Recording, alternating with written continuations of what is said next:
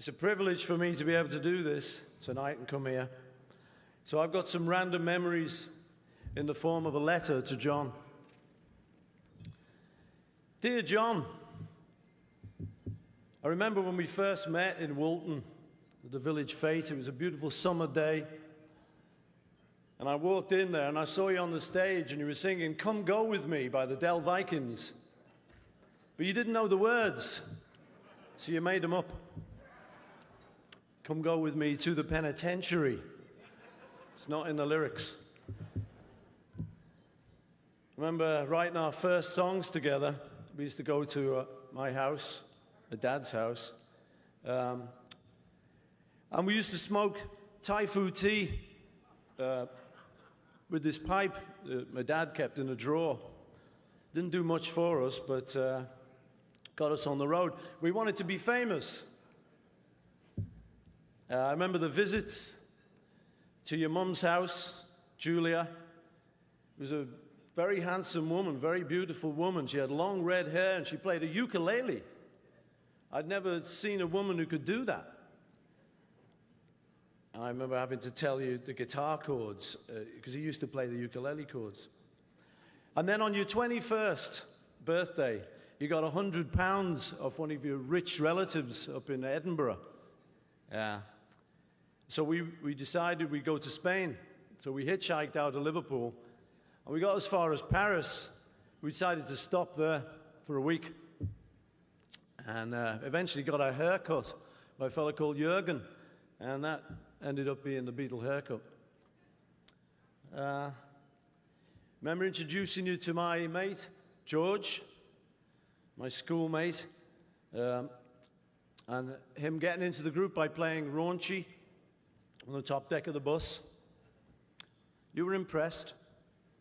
And when we met Ringo, who'd been working the whole season at Butlins holiday camp, he was a seasoned professional.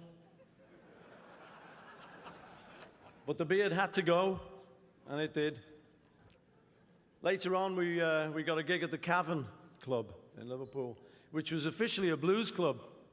And we didn't really know any blues numbers. We loved the blues. We didn't know any blues numbers.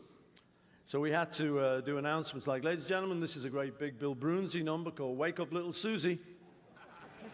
They kept passing up little notes. "This is not the blues. This is not the blues. This is pop." We kept going. And then we ended up touring. And there's a bloke called Larry Pons who gave us our first tour. Thank you, Larry. And I remember we all changed our names for that tour. And I changed mine to Paul Ramon. George became Carl Harrison. And although people think John didn't really change his name, I seem to remember he was Long John Silver for the duration of that tour. Bang goes another myth. And we'd be on the van touring later, and we'd have the kind of night where the windscreen would break. We'd be on the motorway going back up to Liverpool. It was freezing. So we'd have to lie on top of each other in the back of the van, creating a Beatle sandwich. We got to know each other. These were the ways we got to know each other. We got to Hamburg and met the likes of Little Richard, Gene Vincent. Yeah. I remember Little Richard inviting us back to his hotel. He was looking at Ringo's ring. He said, "I love that ring." He said, "I've got a ring like that. I could give you a ring like that." So we all went back to the hotel with him, and we never got a ring. Yeah. We went back with Gene Vincent to his hotel once, and it was all going fine till he reached in his bedside drawer and he pulled out a gun. And we said, "Well, we got to go, Gene. We've got to go." And we got out quick. And then came the USA, New York City, where we met up with Phil Spector, the Ronettes, Supremes, our heroes, our heroines. And then later in LA, we met up with Elvis Presley for one great evening.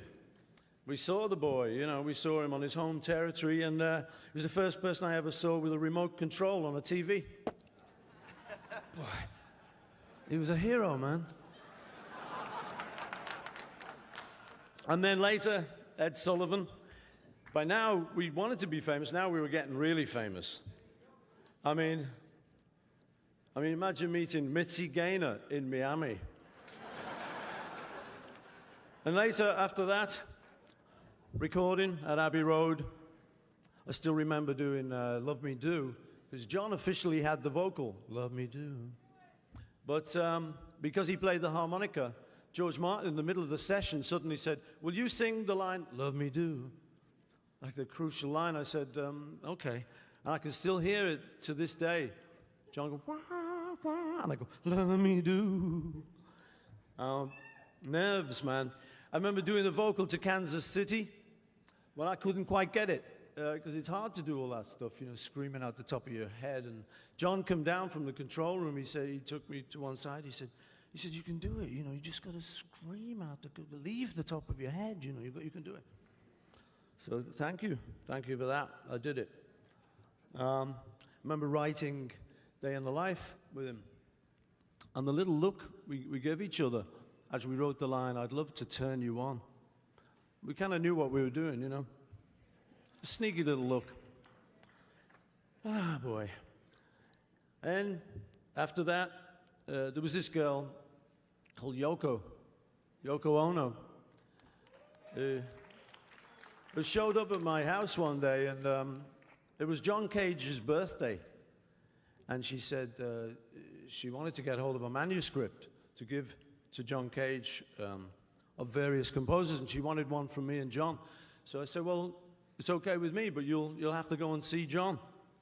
And she did.